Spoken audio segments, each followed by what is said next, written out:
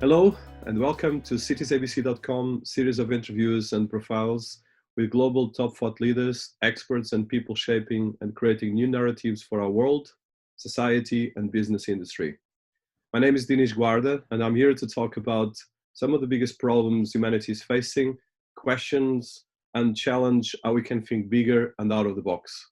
citiesabc.com is a new wiki for AR, intelligent smart cities tech digital platform to reinventing and uniting cities, universities, and all of us as citizens. And we are particularly interested in people that have a strong background, experiences, and as well they've been focusing and looking at the areas of social impact, the areas of creating new narratives and new vision for the future and for the present. Today we have with us someone that I deeply admire and have been collaborating, Shannon Sagawe. She's a veteran thought leader and as well veteran private banker with a passion for innovation, but as well right now has been launching a new podcast and series of education. And you're going to be talking about her profile and a lot of the things that she's been doing from banking in Switzerland, from the US and so forth. Welcome to our podcast, Shannon. Thank you very much, Dinis. Thanks for having me. I'm excited to be on the other side of the interviewing spectrum. It's a pleasure. It's always great to create these interactions because in the end of the day, it's about interactions and creating even ideas and sharing ideas.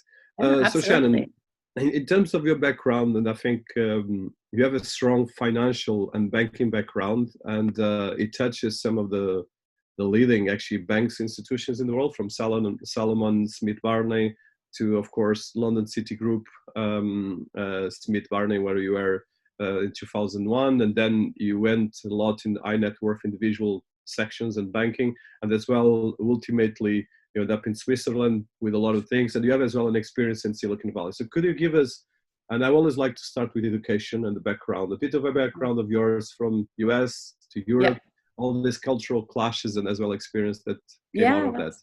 That's well put. There are some cultural clashes there, and actually I think the background is really relevant to the journey, because I think it explains a lot. So I was raised by a single mother, and she had two children, and she didn't get to finish her university education. She started, but she wanted to be a young mom, and circumstances turned out that she ended up being a single mom. So her biggest mantra to me growing up was, you need to get educated, you need to have a university degree, and you can do whatever you want to.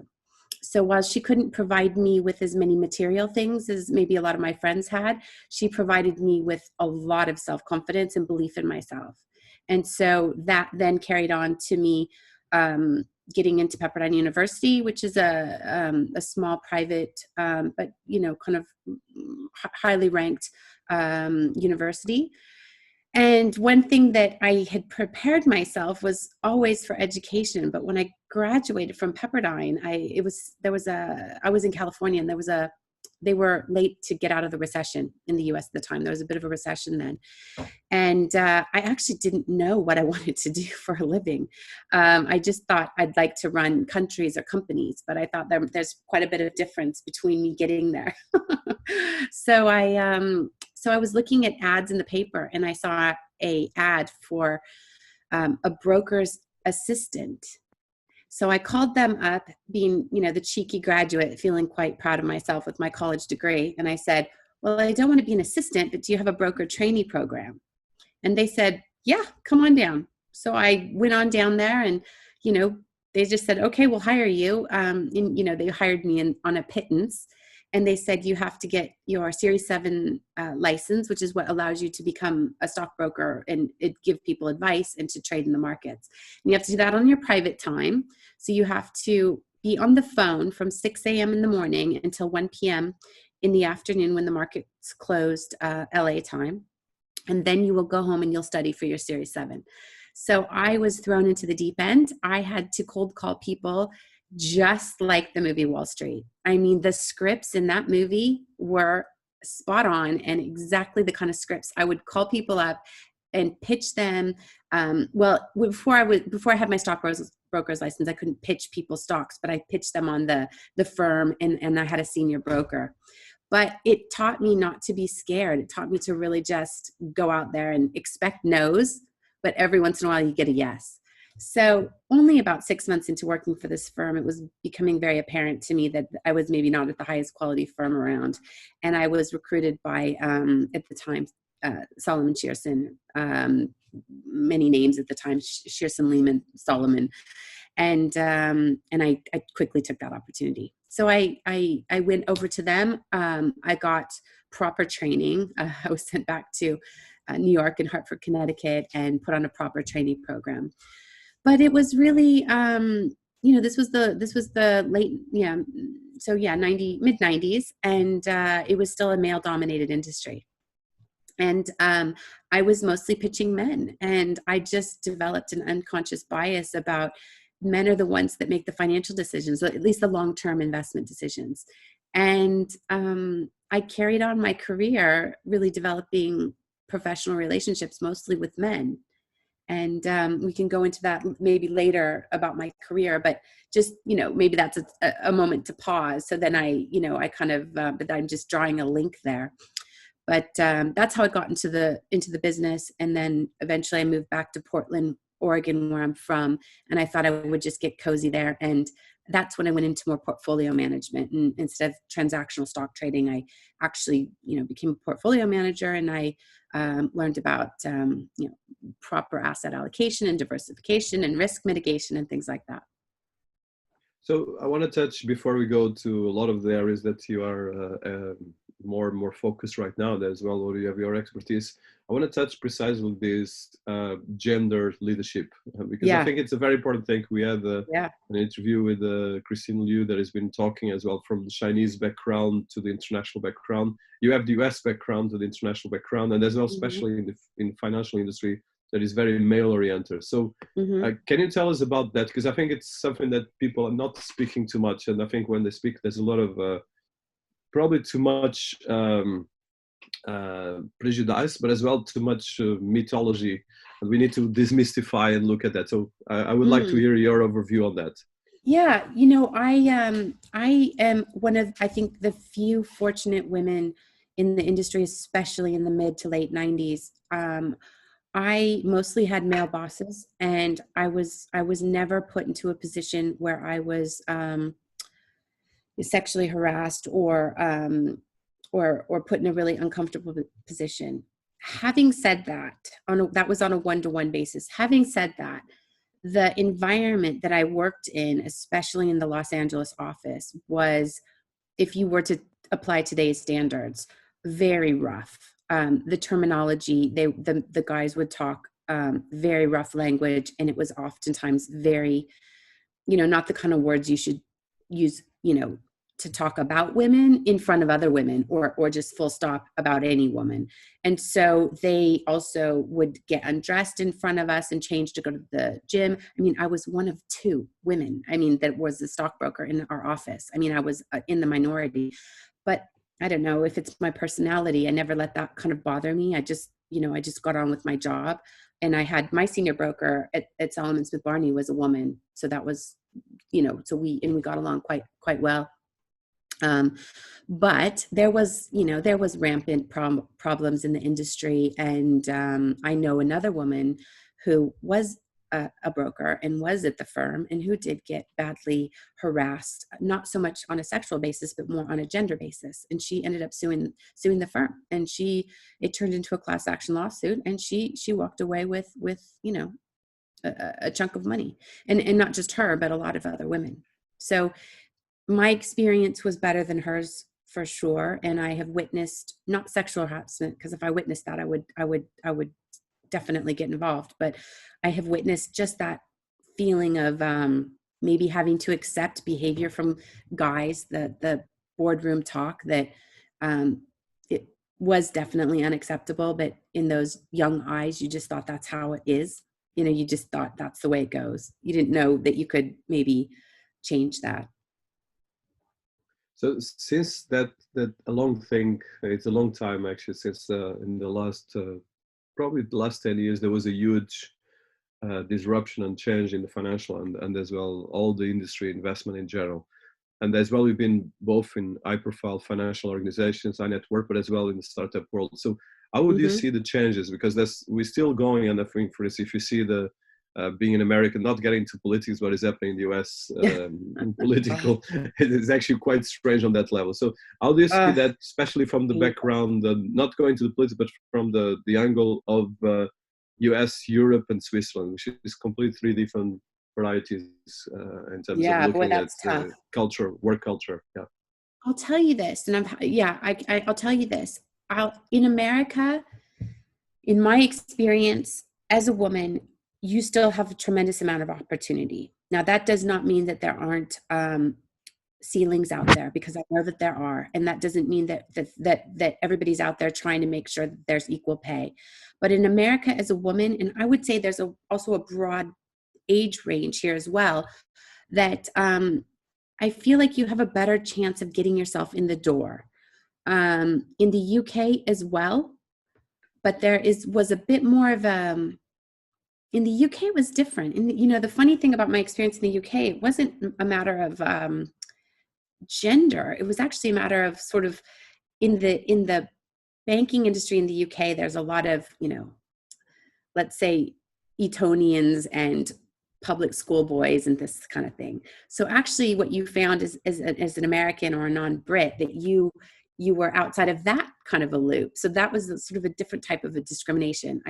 I'm not going to claim that hindered me from doing my job, but maybe it hindered me from building better bridges with parts of management and things like that. But then in Switzerland, it is entirely different. It is still massively dominated by men. They are in the banking industry, I think, extremely ageist, whether you're a woman or a man. And they are just got their blinders on. And I don't think they see the benefit of diversity on all levels, whether it's a woman and a man, whether it's cultural, whether it's, your ethnic background. So many statistics show how much better a country or a company performs when you have a diversity of thought. And the only way you get a diversity of thought is by having people coming from different backgrounds. And oftentimes, again, the studies show that you can actually mitigate risk because you have somebody from a different world saying, well, they just bring a different opinion to it. And I think Switzerland is just, unfortunately, I love this country for many reasons, but when it comes to diversity on almost every level, they are really woefully behind, especially where women are concerned in the upper echelons of management and decision making. And also in my experience, the women I encountered at a management level, those were some of the worst experiences that I had, unfortunately, in my entire career. I don't know why that is, but that happened to be the case with me. So. And it brings it. So I would like to touch that angle, especially the work you've been doing in high net worth individuals, and as well working in investment management. But you shift from a conventional, and probably can look at that from your work in terms of managing portfolios and high net worth, but as well going to ESG investment and all these areas. And I think that touches a lot of the things we're touching right now, from diversity to environmental sustainability, which are very big words, but when it comes to reality, very complex. So I want to touch that angle because, and as well, I want to probably in the second layer, sorry, I don't want to complicate the question, but I'm particularly interested to listen because, for instance, if you look at, especially in China and in Asia, we are starting to have a lot of women leading big groups and big companies. Mm-hmm. The same in Africa. There's a matriarchal right now approach, but at the same time, like you said, we still have a lot of paradoxes on this level. So what is your experience? And I would like to touch as well your work in financial and portfolio management and wealth management on these areas.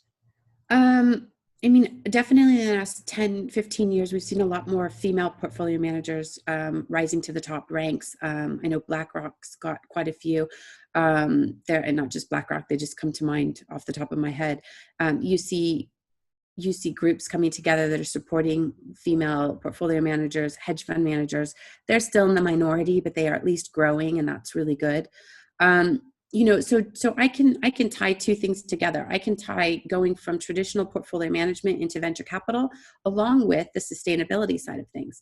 So being in Portland during the Silicon Valley kind of explosion, the Silicon Valley kind of migrated up to the Pacific Northwest when things got quite expensive in Northern California, and they called it the Silicon Forest. And I was still there at the time, and I was bit by that bug. I loved innovators. I loved risk takers. I love people who are disruptive and try and do something better and greater and eventually better for humanity as well. So I was bit by that bug, and it sat with me until the late about 2007. I had been 14 years in total with the various Citigroup entities, and I was really just feeling burnt out and quite frankly bored. I could do what I was doing in my sleep, and I guess I just needed to do something different. So I was recruited by a US mid-cap or mid-sized investment bank that was sort of becoming sort of a venture capital bank. And actually they had a brilliant model. I won't get into the details about the management team, but the model was fantastic. And they had a fortuitous introduction to Kleiner Perkins after the bubble burst on the NASDAQ. And so they got kind of lucky, and they said, let's do late stage venture capital fundraising for the high net worth, ultra high net worth, kind of qualified investors, but let's package it in a fund, because these people can't put 10 million into one deal each, like an institution might be able to. But if we do a fund and we either put, 1, 2, 3, 4 different portfolio companies in there, now people can get an access to some of the top venture capitalists in Silicon Valley with a smaller amount of money, and they can also reduce their risk if they're in some sort of a fund. So brilliant concept. But it, they had a bit of a run there, and then we hit the financial crisis.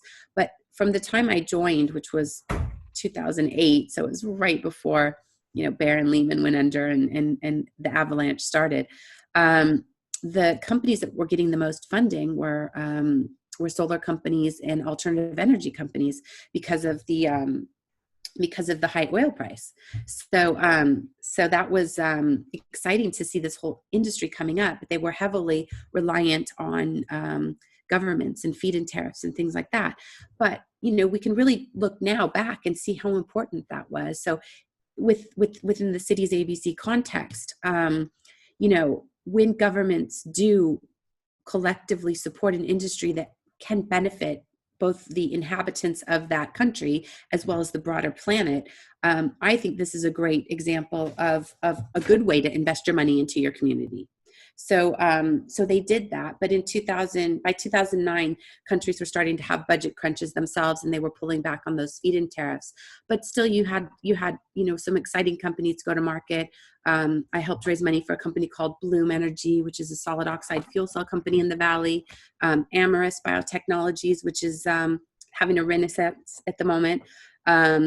And also Fisker Automotive. I mean, that was one that didn't go, but he left Tesla to go start Fisker. And, I actually got to know Henrik, and I accidentally introduced him to his current wife. So that was quite funny. But that was exciting times to meet somebody who was, kind of in the Elon Musk category of disruptors, right? Trying to do something different.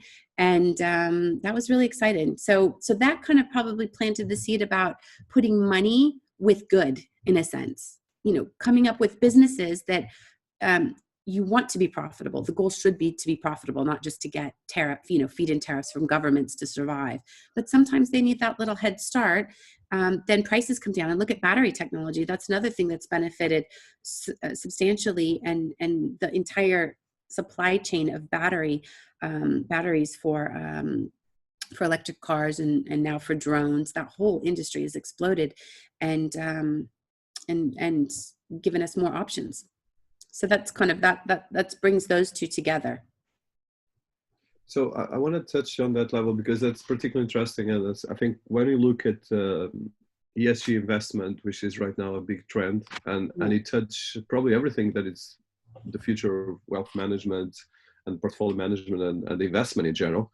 So how do you see the ESG in the sense of, in your experience, but as well in the present? And I think going a bit more to your present areas of focus.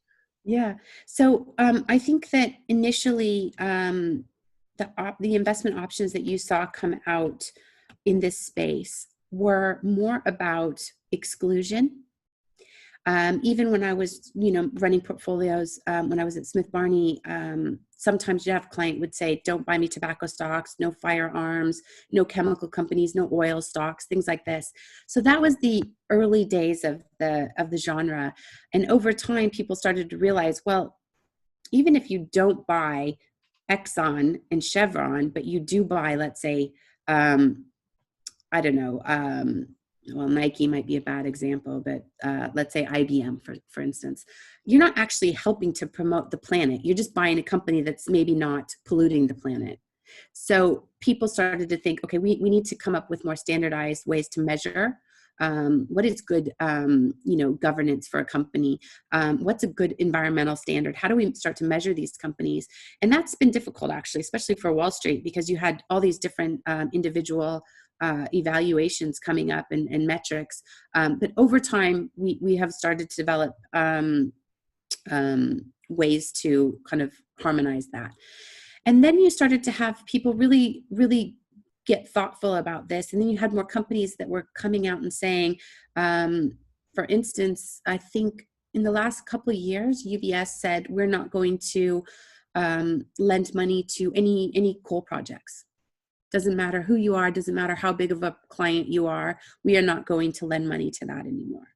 And so you had more and more of this. So that was kind of an evolution of the space where they're saying, okay, we can't, stop this, but we can stop lending money to that space.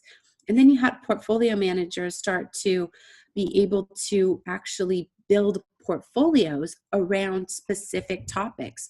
So you had gender diversity funds coming out. You had people that would run a fund which said, L'Oreal has, a higher percentage of women on its board than the average, let's say, consumer, beauty care company. And then you might have, and then they might go to Nestle and say, Nestle, we're going to buy shares in your company, and we are going to protest with our shares your palm oil buying in Southeast Asia. And that's what's more called activism.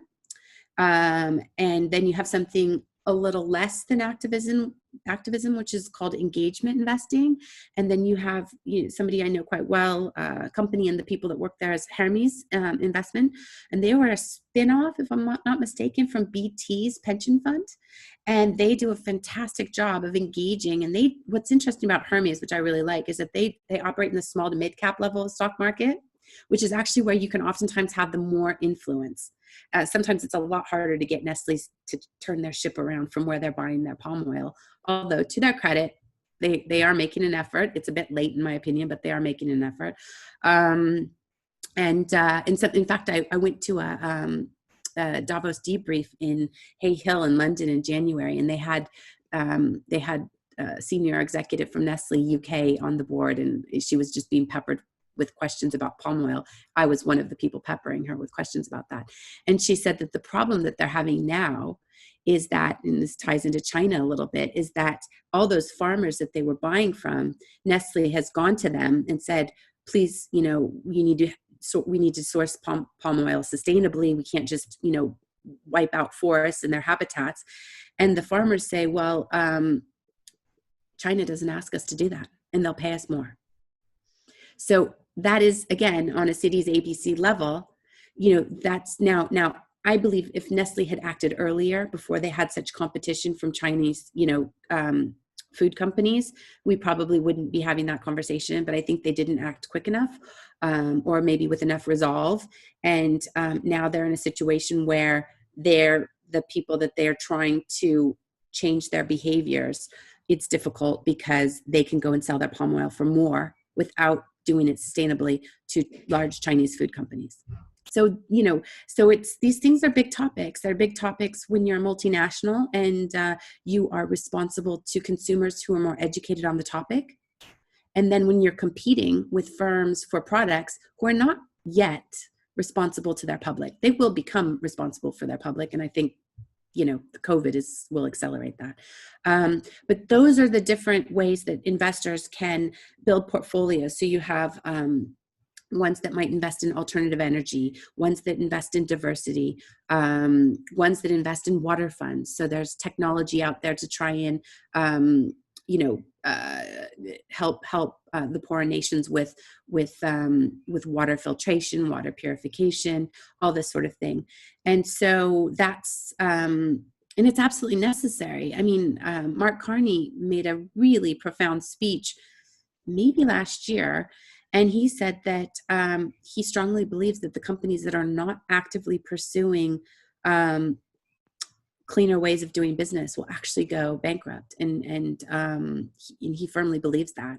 I mean, I also as well. But when you hear somebody of his level, Right, yeah. power and influence say that, it's quite a powerful statement.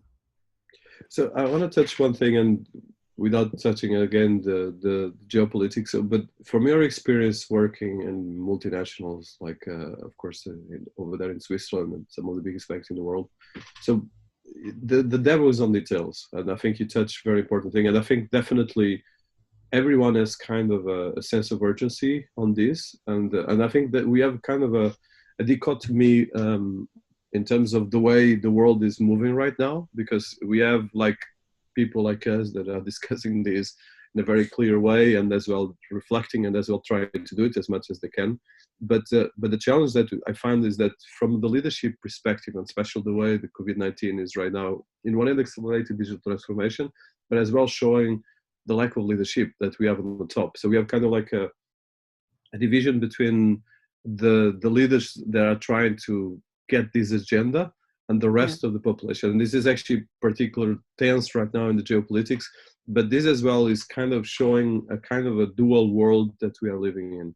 So from your experience working with these multinationals, and as well with different countries, and for instance, the US that is right now showing a very specific kind of leadership, let's put it that way, but as well the nuances between Europe, China, and the US, then emerging Southeast Asia that you mentioned, as well Africa. So this is kind of very complex geopolitics, although there's a kind of a narrative that everyone agrees, but the reality is that it's not so simple, and it's becoming increasingly more complex. So what's your call on that, especially from your experience, and as well on the practicalities? Yeah, it's not easy. It is complicated, but it can be done. And here's the thing: if we don't do it, what's going to happen economically will be much worse than if we start to invest. And I say invest, not spend, but invest in our future with a view towards not wrecking the one planet that we can't replace. And there are so many ways that we can do that already today without making massive changes to our lifestyle, actually. And I think Corona is going to accelerate a lot of that. And I can give you an example, and I think I can answer your question with this example. The problem in America is that there's a fourth unofficial branch of government, and that's the lobbyist. So you have the executive, the judicial, the legislative branch. These are officially part of our Constitution. What's not officially part of our Constitution is the lobbyists. Unfortunately, the lobbyists are basically getting so many of our elected officials elected, and they are expected to be reciprocal in how they vote. And that is, I think, a real problem in America, and that's playing out today, because who really has power is corporate America, and until we look at fixing that issue, the rest is we're just wasting our energy kind of fighting with each other about Republican versus Democrat. It's the corporates that have the real power. So an example of where you're seeing a change, in which I think is really interesting, is I think corporations are always, by their nature, looking ahead and understanding where's our vulnerability, right? So on the topic of alternative meat, plant-based meat, right? Animals that are used for farming for meat take up something like 2/3 of our farmland on the planet, and they use up an extraordinary amount of water and feedstock. And we will not be able to feed the planet within the next 20 years or give them water. So it's a real issue. Businesses are out there now trying to come up with solutions. So you've got Beyond Beef, which, by the way, had a stomping great IPO last year and is performing just amazingly. You've got Impossible Foods coming. They're still private. You've got Memphis Meats, which is actually doing a cell-based meat replacement. They're still private, but expect to see them, in the next couple of years in the public markets. And then you've got a host of other different types of companies with alternative drinks and things like that. You've got Omni Pork in Asia. Just a lot of great alternatives. And guess who are some of the early venture backers of those businesses? They are the big meat companies. Tyson Foods is an investor. I think it's in Beyond Meat. If it's not Impossible Foods, I think it's Beyond Meat. Carlyle Group, or is it Carlyle? Cargill. Anyway, some of the biggest meat producers in the country are investing in plant-based meat, not because they have a heart, not because they're really good companies, but because they see the writing on the wall. They see the consumers are changing their habits, and they are asking for more alternatives, and they understand the correlation between a planet that is eating too much meat, both which is bad for their health as well as bad for the planet. And that is a trend that I think will explode from an investment perspective. I think that's one of the most exciting spaces out there, and it's also one of the most necessary. I think they're going to clean up. In governments, if they were smart, they would start to support the embedded meat industries in the respective countries to help them transition away from meat. It doesn't mean they're going to stop producing meat. I would love that, but I'm not naive. I don't think that's going to happen. But if they help them financially to transition, let's just say initially 10% of their production, right? Because why do we have to start from scratch, right? You've got all the supply chains, you've got the infrastructure in place. Why not give them some tax incentives? Why not give them some, some sort of incentives to transfer some of their production to non-meat or plant-based? And that's a good, I think that's a good start, and it's a good compromise between governments and businesses, because usually you do need the two. Governments, they're not innovative. They never have been. But they do need to look at the future, and they do need to look at how they can protect also their food supply. Look at what this has done to access to food supply, especially in countries like the Philippines or Vietnam. And the Philippines has to import a tremendous amount of food. If the ships aren't moving, they're extraordinarily vulnerable. This is a very particularly important point. Yeah. Finish. Yeah. No, so that just to give you an example of where I think politically it is one of the problems is actually the lobbying in the industry, more than anything else.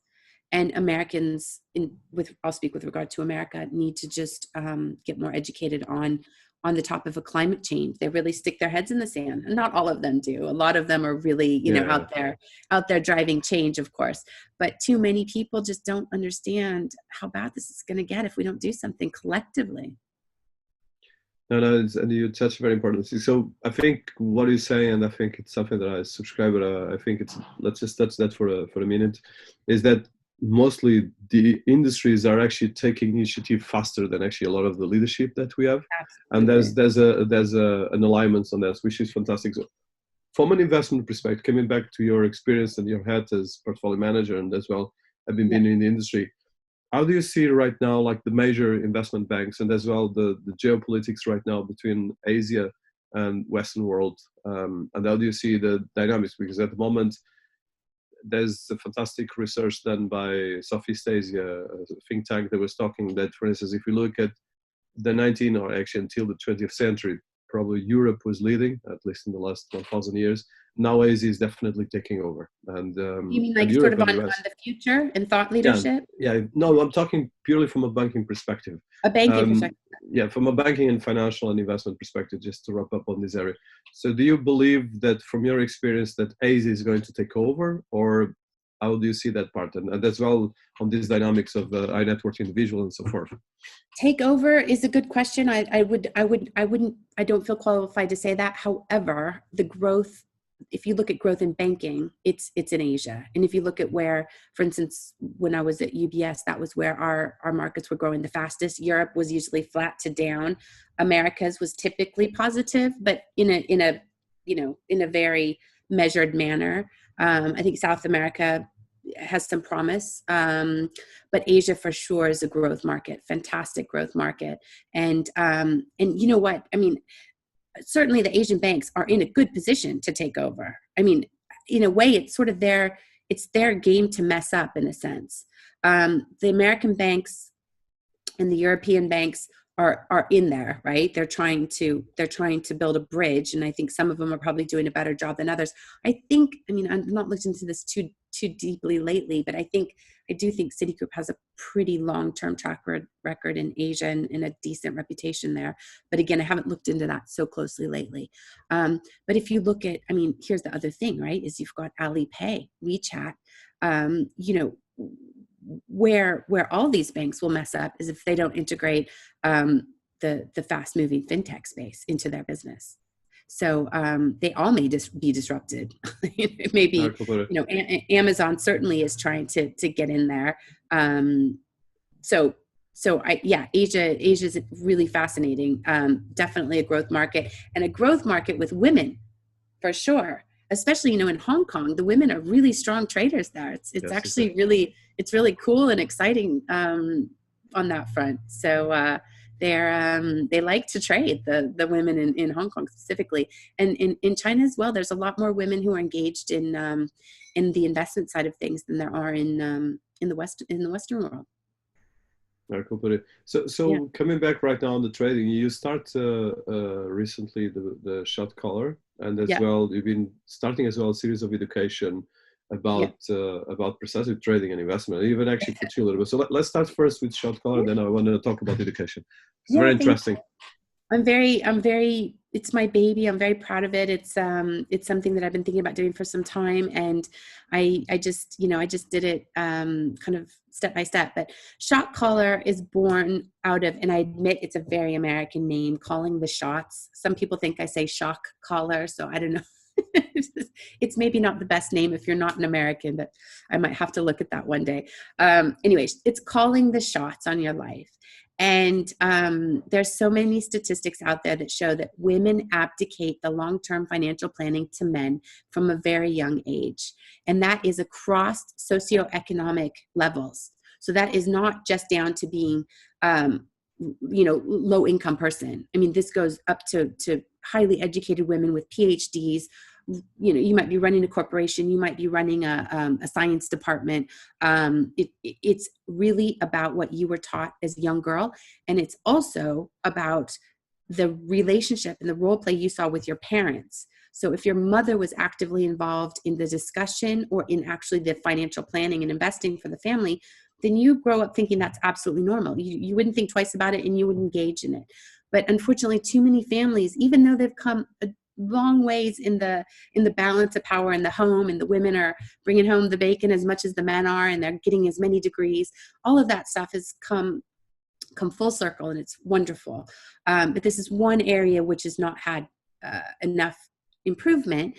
And the reason that I want to address that is because ultimately, if women don't have confidence and control over their financial world, then they're vulnerable. They're vulnerable to a bad career, a bad boss, a bad husband. Let's say they have to take care of elderly parents, or they have a disabled child, or let's just say they want to take a year off to be with their child, and they don't want to give up everything for it. You know, if we teach young people, not just women, but young people, to invest when they're 15 and 16 years old, oh my God, they don't actually have to get huge salaries in order to have a good life. They can decide what they want to do. They can change their careers. They can go back to school. They can start a business. And we teach them really solid, not just savings. I mean, savings is good. And I was a terrible saver, terrible. I don't preach or pretend to say that I'm a good saver, but I'm a good investor in the sense I'm willing to invest. I'm willing to go ahead and invest. Do you know what's interesting? UBS did a study last year on 3,500 women across the world. And we broke it down by countries and things like that on abdication. Mexican women and the Southern and Brazilian women were lower on the abdication scale. So they were more involved in the long-term financial planning. Switzerland was one of the worst, actually. Something like 70%, 69% of the women were handing over their financial future to a man. But on an age level, the millennials were giving up as much, if not more, than their parents were, which actually was a total shock. So I really wasn't expecting to find that out. So Shot Caller came about from a place that, like I said earlier, I spent so much of my career pitching men, asking for the man, asking his, decisions or approvals, or do you like this idea? And I am a people person, so I always developed a relationship with the entire family. But still, I kind of, if I'm honest, noticed that I was mostly going to the men with the investment recommendations. And I slowly stopped doing that. And I slowly started to encompass women. And then I slowly started actually marketing and going after women clients and things like that. And and so I thought, I'm part of the problem. I need to be part of the solution. So Shot Caller is both a inspirational podcast. I interview entrepreneurial women. I'm going to interview women who've been through bad divorces who could give advice. I'm interviewing men as well, who are champions of women or who are doing something cool that I want women to know about. We're interviewing, philanthropists and also young people, so that anybody listening can find some connection to these people went out there, they took a chance, they did something different, and they rewarded by it. But that's only one part of the ecosystem. The other part of the ecosystem is to really give financial confidence to women, but in general to everybody. So it's not exclusively women. We do, gear towards women, but everybody's welcome in the Shot Caller universe. And so then I kicked off in April a course for tweens. So kind of 12 to 17-year-olds, boys and girls, a stock market fundamentals course. And it's over 4 consecutive days. Each lesson is an hour, and and then on the final day, they do a stock presentation. So we cover things like, what's the evolution of the stock market? What is a stock? Why do you invest? We talk about inflation, and I do it in a way which gets them involved. They have to go research a product that they like. So one of the kids did lightsabers. So that was a boy. He wanted to, what did a lightsaber cost, 10 years ago? One of the girls did Chanel bags, which has actually been, if you keep a bag really in good shape, it's actually been a very good investment. Tesla, two people did a Tesla. Somebody did a hamburger. So that's how, so we're trying to reference it there.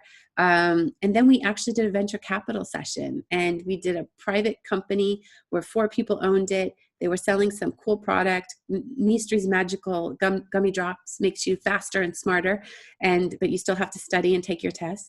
And they needed money to expand their business, and they needed to go to the other classmates who were their Shark Tank type of potential investors, and get money. And so we talked about what's revenues, what's gross profit, what's your operating costs, and did it in a fun way.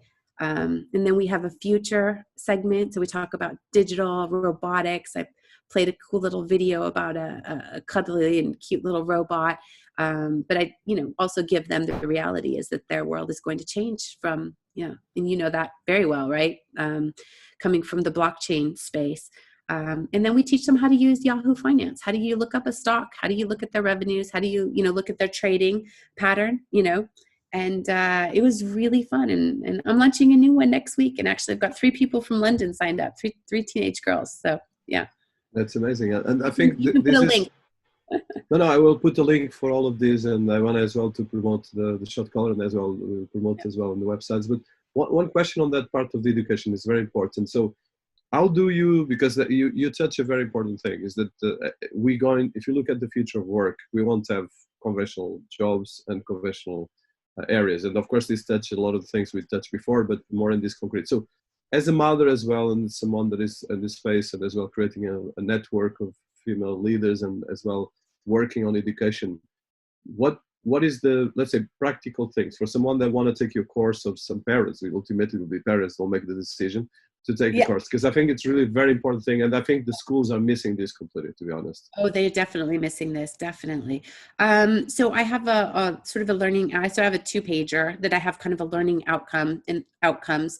So they'll learn some basic terminology, but definitely I feel very important that we prepare them for a changing world. We should not educate them for the careers that you and I had, or our grandparents had, or our parents had. They need to see what's coming. They need to have a glimmer, but also they can be investing in these spaces, right? I mean, I actually told them this story. We went to China a year ago, almost exactly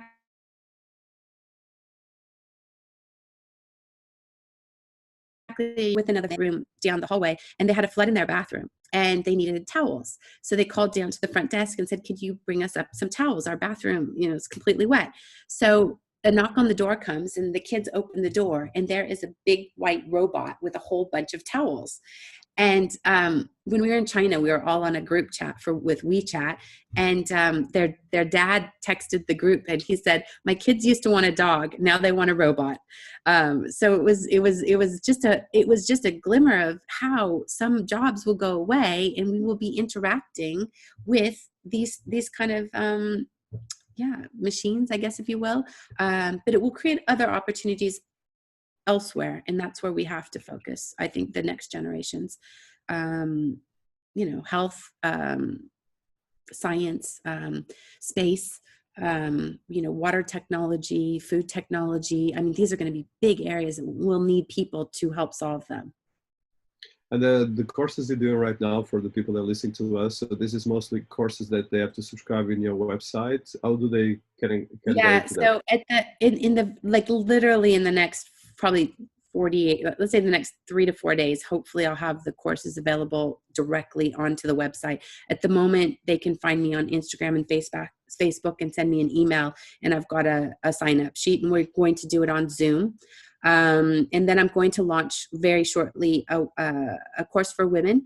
And then I'm also going to launch a course on venture capital, which would be for anybody. And it will just be basics of venture capital. But I think that the term gets thrown around there all the time. And I think unless you're really in the space, most people just feel intimidated by the topic.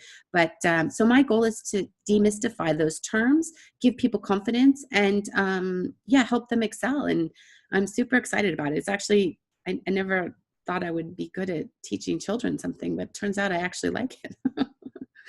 It's a surprise. No, it's amazing, and it's probably one of the most impactful things we can do in our lives. Yeah, it is truly rewarding. I'm excited, and we'll launch more. We're going to launch more courses. But yes, hopefully the website link. I've been actually working on that all this morning, but it's coming. It's coming shortly.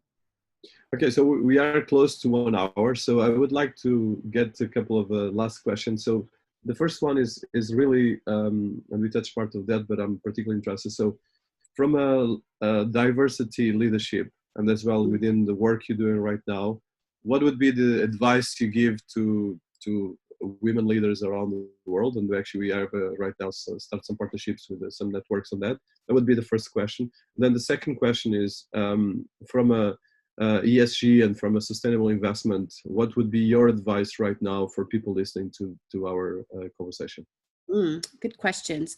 I would say whatever age group you are in, as a woman, as a young woman, as a mature woman, to find a mentor. First of all, find somebody that you respect, man or woman, it doesn't matter. And not necessarily within your firm, but somebody who you admire. And I would also say, do not be afraid to go to somebody that you don't know that is in your community, somebody who's done well. Send them an email, send them a direct message. I mean, I tell this to my children all the time. People like to help other people who are trying to break into their field. They want to share their advice and their time. And so do not be shy. The worst thing that can happen is that they just ignore you, and you're no worse off. So find somebody that you really admire, who's done something that you really would like to emulate. And they'll probably anyway want to open some doors for you. And then if you're in the corporate world and you're trying to, if you're trying to make your way up and you're feeling stuck, in that way, I would also say then within your company, try and find maybe not a mentor, but a champion is kind of more of the term. Someone who can say what you're doing in a sincere way, that can maybe just highlight your work, in a more natural way than just maybe your direct line would. And then also talk to as many people as you can about how they were successful. I mean, I myself, I love listening to podcasts. I listen to a wide variety. I get lots of inspiration that way and hear lots of stories. I think Sarah Blakely's story about starting Spanx is fantastic and hilarious, and it shows such grit and such hard work and such also positivity, and she did not have it easy, and it's a great story. So look for inspiration, is another one. Just always look for inspiration.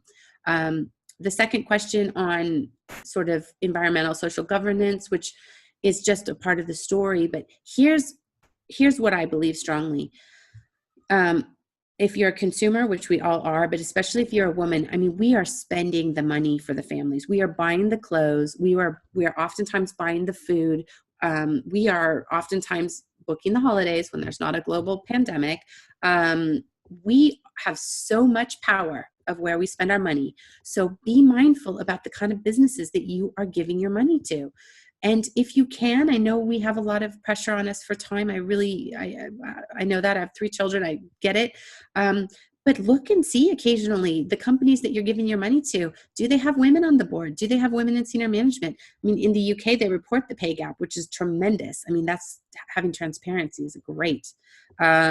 So we can put our money into businesses that are doing the right thing. And that is so powerful. And then look at investing in those companies as well. That's also very powerful.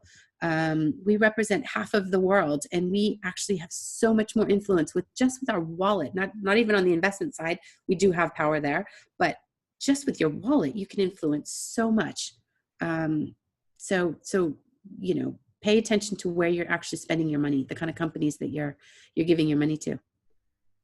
Very good advice and fantastic. So one last question I didn't touch, but I wanted to touch. So we touched ESG, but we didn't touch the United Nations Sustainable Goals. I want to touch that part because it wraps up this and probably could be a way of following up. So what's your take on that, and how do you see that as well from your angles of interest and social impact in different areas? Well, I think what the UN Sustainable Development Goals did for us, which was solve that problem that I mentioned earlier on, when you had all these different kind of measurements and all these different topics, and it was hard to really get your head around any sort of economies of scale for change. And what those Sustainable Development Goals did was just to break it down into 17 different ones and allow people and businesses and even communities to focus on 1, 2, 3. They don't have to do all 17, but it will be relevant to where you come from. So if you come from an island community, water might be an important SDG for you to advocate with your family, with your businesses, with your employer, with your pension fund.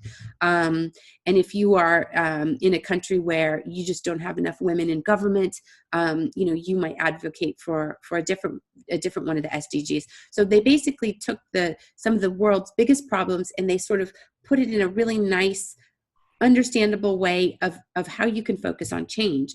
And oftentimes you'll see companies like a Nike will have on their website, which SDGs are they trying to improve upon? What are they doing? Are they trying to reduce poverty, world hunger? So it was a good way to sort of help people measure impact and focus on something, because it's hard to think we have to change everything. We can be very impactful, but oftentimes we're more impactful if we focus on, let's say, 1 to 3 things. But everybody's focusing on 1 to 3 different things. All of a sudden, boy, we're really making progress. So it really helped to harmonize, I think, and focus people's attention on something that can be actionable to them. Yeah, that's amazing, and I think it's really important. So, Shannon, I want to thank you fantastically for the great insights and as well your experience. So, just for our audience, can you tell us where they can find you, Yes. your podcasts, your YouTube channels, and all these different things that you do? Yeah. So the website's www.shopcaller.co.uk. On Instagram, it's Shannon Sagawe Shop Caller. And Facebook as well, Shannon Sagawe Shop Caller. And what else is there? Oh, LinkedIn is just my name. So that's, you can also find me with LinkedIn, and on YouTube as well. I think it's shot caller Shannon Sagawe on YouTube. And I have a set of, already I have 3 educational videos up, one on what's a stock index and how do you use it? What's an ETF? And also I did a short one on systematic and unsystematic risk based on COVID. What does that mean? What's a black swan? I'm coming out with one shortly on stagflation, because this is an economic reality we may be faced with, which is actually increasing prices and increasing unemployment. And that creates stagflation. And you hear that peppered around here and there on the TV. So I thought I would try to explain what is stagflation and what kind of environment do you see it. And this is not necessarily going to happen, but we are seeing the environment for stagflation, and that can be a very tricky environment to navigate out of for governments, especially when they use monetary policy and the interest rates are already so low, and it's hard to get interest rates lower in certain countries. So that's something that I'm going to be coming out with shortly. So that's on YouTube. Yeah, we're going to put all these links on the interview, and there will be in our YouTube channel, but as well in the Cities ABC and as well Intelligent HQ.